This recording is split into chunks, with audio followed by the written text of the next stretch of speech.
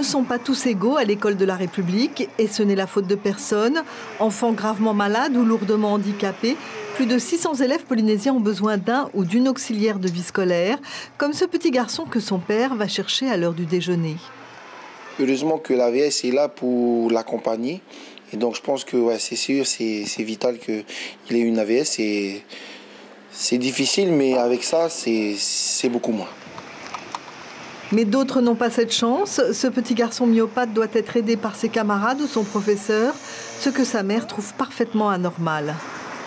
Je pense que depuis mai dernier, en fait, il n'a pas d'auxiliaire de vie. Et cette personne qui aide Rahi aide aussi 2 autres enfants ici à l'école. Donc il n'est pas le seul qui a besoin d'aide, comme d'autres écoles, d'autres enfants qui n'ont pas pu faire leur rentrée parce qu'ils n'ont pas ces auxiliaires de vie qui sont indispensables. Pour ce responsable d'une association de parents d'enfants handicapés, la faute en revient à la direction des enseignements.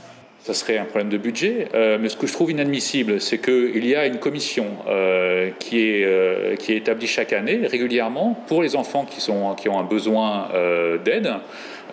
C'est la CTES, donc ce n'est pas un avis qui donne, c'est une décision. Cette décision établit les besoins de chaque enfant dans le cadre scolaire, et ces décisions, visiblement, ne sont pas suivies de fait. Et donc on ne laisse pas la chance à ces enfants-là qui ont au besoin, au même titre que n'importe quel autre enfant de suivre une scolarité normale, de pouvoir la suivre correctement. Explication réfutée catégoriquement par cette administration. Les AVS sont au nombre de 80 et se partagent le soutien évalué par cette commission ad hoc. Certains d'entre eux n'ont simplement pas encore eu leur contrat. Ils manquent, mais ils sont identifiés, ces AVS. Ils manquent parce que le contrat n'est pas finalisé. Je comprends que les familles puissent mal le vivre et je l'assume, c'est une difficulté qu'on a et on est en train de travailler pour résoudre avec la ministre ce problème de la manière la plus rapide. Mais ce n'est pas qu'on a enlevé des AVS, c'est que ces AVS existent et il faut que les contrats soient mis en place dans la semaine, on espère dans la semaine. Tout devrait donc rentrer dans l'ordre très vite, mais il est vrai que la patience a des limites, surtout de la part de parents très lourdement affectés.